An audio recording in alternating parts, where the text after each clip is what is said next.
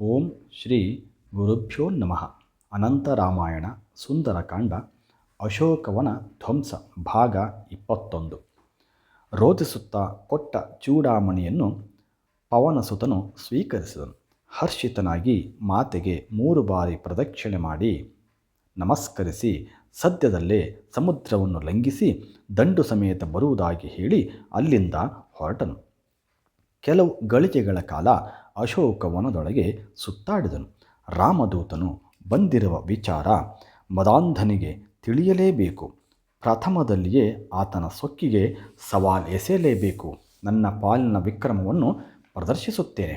ಅದಕ್ಕಾಗಿ ಲಂಕೇಶ್ವರನಿಗೆ ಪ್ರಿಯಕರವಾದ ಅಶೋಕವನವನ್ನು ನಾಶ ಮಾಡುತ್ತೇನೆ. ಇದು ಮುಂದಕ್ಕೆ ತನಗೆ ಅನುಕೂಲವಾದೀತು ನೋಡೋಣ ಎನ್ನುತ್ತಾ ಮರಗಿಡಗಳನ್ನು ಬುಡ ಸಮೇತ ಕೀಳಲು ಪ್ರಾರಂಭಿಸಿದನು. ಸೀತಾನ್ವೇಷಣೆಯ ಸ್ತುತ್ಯ ಕಾರ್ಯವನ್ನು ಮುಗಿಸಿದ್ದೇನೆ. ರಾಜನಾದ ಸುಗ್ರೀವನಲ್ಲಿ ಈ ಸಂತೋಷದ ವರದಿ ಒಪ್ಪಿಸುವಾಗ ಇನ್ನು ಮುಂದೆ ನಾನು ವಿಕೃತಗೊಳಿಸುವ ಅಶೋಕವನದ ಘಟನೆಯು ದುಷ್ಟ ರಾವಣನ ಹನನಕ್ಕೆ ನನ್ನ ಪ್ರಥಮ ಕಾಣಿಕೆ ಎಂದು ಹೇಳುತ್ತೇನೆ. ಅದಕ್ಕಾಗಿ ಪುನಃ ಇಲ್ಲಿರುವ ಫಲಪುಷ್ಪಗಳನ್ನು ಕಿತ್ತು ಎಸೆಯುತ್ತೇನೆ. ರಾವಣನ ವನದೂತರನ್ನು ಹೊಡೆದು ಉರುಳಿಸುತ್ತೇನೆ ಎಂದು ಯೋಚಿಸಿ ಉದ್ಯಾನವನ್ನು ನೆಲಮ ಮಾಡಿದನು. ಲತಾ ಮಂಟಪಗಳು ಆಂಜನೇಯನ ಹೊಡೆತಕ್ಕೆ ಅಪ್ಪಳಿಸಲ್ಪಟ್ಟು ಉರುಳಿದವು. ಸುಮಕೋಮಲವಾದ ಗಿಡಬಳ್ಳಿಗಳು ನೆಲಕಚ್ಚಿದವು. ಕಾವಲಿನ ಭಟರು ಹೆದರಿ ಹೌಹಾರಿದರು. ಮರದಲ್ಲಿ ಗೂಡನ್ನು ಬಿಟ್ಟ ಹಕ್ಕಿಗಳು ಚೀರಾಡುತ್ತಾ ಆಕಾಶ ಪಥದಲ್ಲಿ ಹಾರಲು ಆರಂಭಿಸಿದವು. ಈ ತಮಾಷೆಯನ್ನು ಕಂಡು ಪುಳಕಿತನಾಗಿ ಅಲ್ಲಿದ್ದ ಹಣ್ಣು ಹಂಪಲುಗಳನ್ನು ತಿನ್ನುತ್ತಾ ಹನುಮಂತನು ರಾವಣನ ಅಸಹಾಯಕ ಸ್ಥಿತಿಯಲ್ಲಿರುವ ಸೈನ್ಯವನ್ನು ನೋಡುತ್ತಿದ್ದನು. ಸಮೀರ ಸುತನ ಈ ಆಟೋಪವನ್ನು ಕಂಡು ಸಂರಕ್ಷಣೆಗೆ ನೇಮಿಸಲ್ಪಟ್ಟ ರಕ್ಕಸಿಯರು ಜಾನಕಿ ಇದ್ದಲ್ಲಿಗೆ ಓಡೋಡಿ ಬಂದು ಹೇಳಿದರು. ಹನುಮಂತನ ಬಗ್ಗೆ ತನಗೆ ಏನೂ ತಿಳಿಯದ ಹಾಗೆ ಸೀತೆ ಸುಮ್ಮನಿದ್ದಳು. ಮನಸ್ಸಿನಲ್ಲಿಯೇ ಸಮೀರ ಸುತನ ಜಯಕ್ಕೆ ದೇವರಲ್ಲಿ ಬೇಡುತ್ತಿದ್ದಳು. ಅಳಿದುಳಿದ ದಾನವರು ರಾಜನಿಗೆ ಘಟನೆಯನ್ನು ವಿವರಿಸಲು ಧಾವಿಸಿದರು. ಮಹಾರಾಜ, ಯಾವನೋ ಓರ್ವ ಅಪರಿಚಿತ ಕಪಿ ಅಶೋಕವನವನ್ನು ಪ್ರವೇಶಿಸಿದ್ದಾನೆ. ಸಾಕಿ ಬೆಳೆಸಿದ ಯಾವೊಂದು ಮರವನ್ನು ಬಾಕಿ ಬಿಡದೆ ಬುಡಸಹಿತ ಕಿತ್ತು ಹಾಕಿದ್ದಾನೆ. ಬಹು ಬಲಾಢ್ಯನು. ಆತಂಕಿಸಲು ಹೋದ ನಮ್ಮೆಲ್ಲರನ್ನೂ ಮುಷ್ಟಿಪ್ರಹಾರದಿಂದ ಬೀಳಿಸಿದ್ದಾನೆ.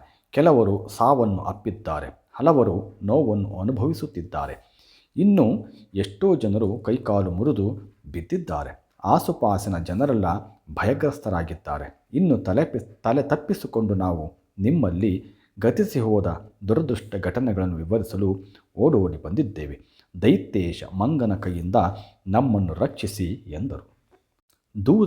ದೂತರ ಭಯವನ್ನು ನೋಡಿ ಪರಿಸ್ಥಿತಿಯನ್ನು ದಶಗ್ರೀವನು ಅರ್ಥ ಮಾಡಿಕೊಂಡನು. ಕೋಪೋದ್ರಿಕ್ತನಾದನು. ಗುಡುಗಿದನು. ಕೆಲಸಕ್ಕೆ ಬಾರದ ಅನ್ನದಂಡದ ದೂತರು ಎಂದು ಅವರನ್ನು ಬೈದು ಭಂಗಿಸಿದನು. ದಾನವ ವೀರನು ಅಸುರನನ್ನು ಹತ್ತಿರ ಕರೆದನು. ಯಾವುದೋ ಒಂದು ಸಾಮಾನ್ಯ ಮರ್ಕಟನನ್ನು ನನ್ನ ಸಮಕ್ಷಮದಲ್ಲಿ ಈ ದೂತರು ಬಹುವಾಗಿ ವರ್ಣಿಸುತ್ತಿದ್ದಾರೆ. ಕಪಿಗಳು ಮರದಿಂದ ಮರಕ್ಕೆ ಹಾರುವುದು ಹೊಸತೇನಲ್ಲ. ಆದರೆ ಮರಗಳನ್ನು ಕೀಳಬೇಕಾದರೆ ಏನೋ ದುರುದ್ದೇಶವಿರಬೇಕು. ಮಂಗನ ದುಷ್ಟ ಚೇಷ್ಟೆ ಇರಬಹುದು, ಅಥವಾ ಆ ಕಪಿಯನ್ನು ಯಾರಾದರೂ ಹಗ್ಗ ಕಟ್ಟಿ ಬಿಟ್ಟಿರಬೇಕು. ಅದಕ್ಕಾಗಿ 70,000 ಧನುಜ ವೀರರು ಈಗಿಂದೀಗಲೇ ಅಶೋಕವನವನ್ನು ಮುತ್ತಿಗೆ ಹಾಕಿರಿ. ಮುಂದೆ ಒಂದು ಹೆಜ್ಜೆ ಇಡಲು ಬಿಡದೆ ಆ ಮರ್ಕಟವನ್ನು ಜೀವಸಹಿತ ಸೆರೆ ಹಿಡಿದು ತನ್ನಿರಿ ಎಂದನು. ಸೈನಿಕರು ಈಟಿ, ಕತ್ತಿ, ದೊಣ್ಣೆ ಮುಂತಾದ ಆಯುಧಗಳನ್ನು ಹಿಡಿದು ಧಾವಿಸಿದರು. ಆದರೆ ಅವರ ಕೈಗೆ ಮರುತನಂದನನು ಎಲ್ಲಿ ಸಿಗಬೇಕು? ಮರದಿಂದ ಮರಕ್ಕೆ ನೆಗೆದು ಉದ್ದವಾದ ವೃಕ್ಷಗಳನ್ನು ಕಿತ್ತು ಅವರ ಮೇಲೆರಗಿದನು. ಕೆಲವರು ವೃಕ್ಷಾಘಾತವನ್ನು ತಡೆಯಲಾರದೆ ನೆಲಕ್ಕೆ ಅಪ್ಪಡಿಸಲ್ಪಟ್ಟರು. ಇನ್ನು ಹಲವರು ಕಾಲಿಗೆ ಬುದ್ಧಿ ಹೇಳಿದರು. ಮತ್ತೆ ಸ್ವಲ್ಪ ಮಂದಿ ಸಿಕ್ಕಲ್ಲಿ ಅವಿತುಕೊಂಡರು. ಇವರ ಆರ್ತನಾದವು ದಶಕಂಠನ ಅರಮನೆಯ ಹೆಬ್ಬಾಗಿಲನ್ನು ತಟ್ಟಿತ್ತು. ಸಿಂಹಾಸನ ಕದಲುವ ಸಮಯ ಬಂತೇ ಎಂದು ದಿಗ್ಭ್ರಾಂತನಾದ ರಾವಣನು ಪ್ರಧಾನಮಂತ್ರಿಯ ಸುಪುತ್ರನಾದ ಜಂಬೂಮಾಲಿಯನ್ನು ಆಹ್ವಾನಿಸಿದನು.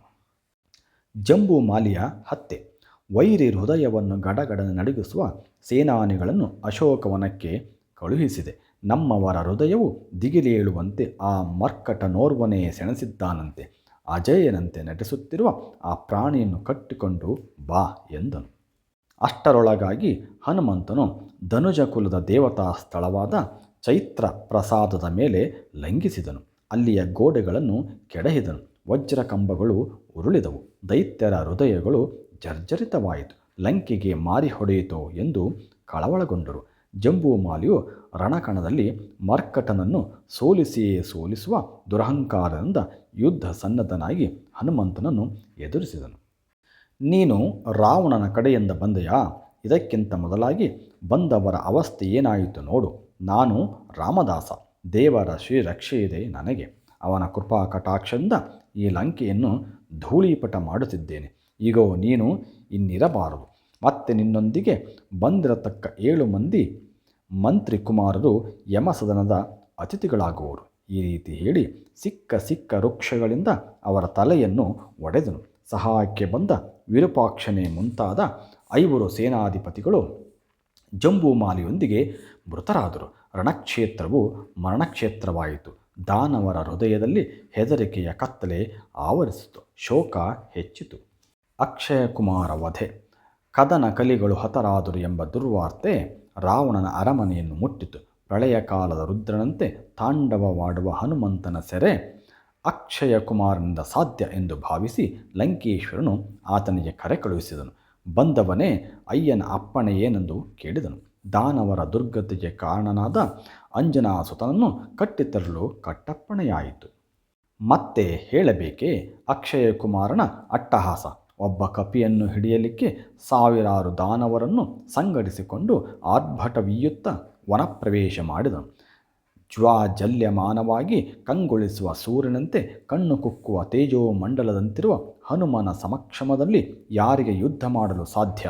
ಬಾಲ್ಯದಲ್ಲಿ ರವಿಮಂಡಲವನ್ನು ತುಡುಕಲು ಧಾವಿಸಿದ ವೀರಾಗ್ರನಿಗೆ ಆ ರಕ್ಕಸರು ಯಾವ ಲೆಕ್ಕಕ್ಕೆ? ರಥದಲ್ಲಿ ಮುಂದೆ ಸಾಗಿ ಬರುತ್ತಿರುವ ಅಕ್ಷಯಕುಮಾರನ ಸೈನ್ಯವು ಹನುಮಂತನ ಹೊಡೆತಗಳನ್ನು ತಾಳಾರದೆ ಧರೆಗುರುಳಿತು. ಧನಸ್ಸು, ಖಡ್ಗ, ಕಟಾರಿ ಇವೆಲ್ಲವನ್ನು ಸಂಗ್ರಹಿಸಿ ಸಾಗಿಸಿಕೊಂಡು ಯುದ್ಧ ಮಾಡಲು ಬಂದ ರಾಜಕುಮಾರನ ಹೃದಯ ಜಲ್ಲೆನಿಸಿತು. ವಯಸ್ಸಿನಲ್ಲಿ ಚಿಕ್ಕವನಾದರೂ ಕೆಟ್ಟ ಸಂತಾನದ ಬೀಜವನ್ನು ನಾಶ ಮಾಡುವುದೇ ಸಮಂಜಸ ಎಂಬುದಾಗಿ ರಾವಣನ ವಂಶದ ಕುಡಿಯನ್ನು ಕಿತ್ತು ಬಿಸಾಡಿದನು. ಮಾರುತಿಯು ಜಯಘೋಷವನ್ನು ಮಾಡುತ್ತಾ ಬೊಪ್ಪಿರಿದು ದಶವದನನು ಕೇಳುವಂತೆ ಯುದ್ಧ ಮಾಡತಕ್ಕವರನ್ನು ಆಹ್ವಾನಿಸಿದನು. ಇಂದ್ರಾರಿ ಕದನ. ಹನುಮನ ಆಟೋಪವು ದೈತ್ಯೇಶನ ಕರ್ಣ ಕುಹರವನ್ನು ಸೀಳಿತು.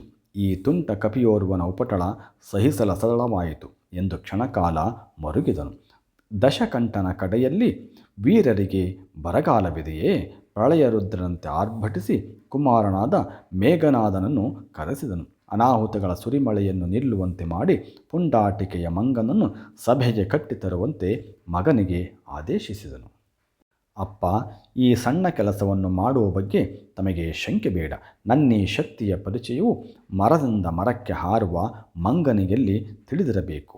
ಇಷ್ಟರವರೆಗೆ ಆದ ಅವಾಂತರಗಳು ನಮ್ಮವರು ಶಕ್ತಿ ವಿಹೀನರಾದುದರಿಂದ ಆಯಿತಲ್ಲದೆ ಹನುಮಂತನ ಭುಜಬಲವೇ ಕಾರಣವಲ್ಲ.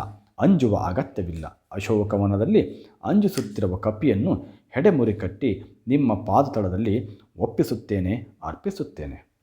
ಮೇಘನಾದನು ಹೀಗೆ ಹೇಳಿ ಪಿತೃಮಹಾಶಯರಿಗೆ ಪ್ರದಕ್ಷಿಣಾಪೂರ್ವಕ ನಮಸ್ಕಾರಗಳನ್ನು ಮಾಡಿ ಮಹಾರಥವನ್ನು ಏರಿದನು.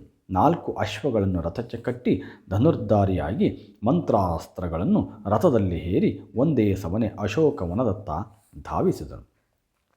ಸಕಲ ಶಸ್ತ್ರಗಳಿಂದ ಸನ್ನದ್ಧನಾದ ಇಂದ್ರಜಿತು ಹನುಮನನ್ನು ನೋಡಿದನು. ಶಸ್ತ್ರಗಳ ಸುರಿಮಳೆಯನ್ನೇ ಸುರಿಸಿದನು. ಆಂಜನೇಯನು ಇದಾವುದನ್ನು ಲೆಕ್ಕಿಸದೆ ಆಕಾಶ ಪಥದಲ್ಲಿ ಪುಟನೆಗೆದು ಇಂದ್ರಜಿತುವನ್ನು ಘಾಸಿಗೊಳಿಸಿದನು. ಸಣ್ಣ ಪುಟ್ಟ ಅಸ್ತ್ರಗಳಿಗೆ ಈತನು ಬಗ್ಗುವನಲ್ಲವೆಂದು ಮನಗಂಡು ಬತ್ತಳಿಕೆಯಲ್ಲಿ ಜೋಪಾನವಾಗಿ ಇಟ್ಟಿದ್ದ ಬ್ರಹ್ಮಾಸ್ತ್ರವನ್ನು ಹನುಮಂತನ ಮೇಲೆ ಪ್ರಯೋಗಿಸಿದನು. ವೀರ ಮಾರುತಿಯಾದರೋ ಬ್ರಹ್ಮಾಸ್ತ್ರವನ್ನು ಭಂಗಗೊಳಿಸುವುದು ಸರಿಯಲ್ಲವೆಂಬುದಾಗಿ ತಿಳಿದು ತನ್ನ ಮೈಯನ್ನೊಡ್ಡಿದನು. ಅಸ್ತ್ರದ ಅಧಿದೇವತೆಯಾದ ಸೃಷ್ಟಿಕರ್ತ ಬ್ರಹ್ಮನನ್ನು ಗೌರವಿಸಬೇಕಲ್ಲವೇ? ಜೊತೆಗೆ ಈ ಬಾಣಕ್ಕೆ ಸೆರೆಸಿಕ್ಕಿ ರಾವಣನ ಅರಮನೆಗೆ ಹೋದರೆ ಆತನ್ನು ಕಾಣುವ ಯೋಗವು ಲಭಿಸುತ್ತದೆ. ಆ ಸಂದರ್ಭದಲ್ಲಿ ಶ್ರೀರಾಮನ ಮನೋಭಾವವನ್ನು ವಿವರಿಸಿ ಸೀತಾಮಾತೆಯನ್ನು ಕರೆದುಕೊಂಡು ಹೋಗಲು ಸಾಧ್ಯವಾಗುವುದಾದರೆ ಬಂದ ಕಾರ್ಯವನ್ನು ಸಾಧಿಸಿದ ಹಾಗಾಗುತ್ತದೆ ಎಂದು ಭಾವಿಸಿ ನಿಶ್ಚೇಷ್ಟನಾದನು. ಆಂಜನೇಯನು ದಿವ್ಯಾಸ್ತ್ರಕ್ಕೆ ಸೆರೆಬಿದ್ದುದನ್ನು ಕಂಡು ಇಂದ್ರಜಿತುವಿನ ಸಂತೋಷಕ್ಕೆ ಪಾರವೇ ಇಲ್ಲ. ರಾಕ್ಷಸರು ಜಯಕಾರವನ್ನು ಮಾಡಿದರು. ಕಡಿಯಿರಿ, ಕೊಲ್ಲಿರಿ ಎಂಬ ದರ್ಪದ ಮಾತುಗಳು ದೈತ್ಯರಿಂದ ಕೇಳಿಬಂದವು.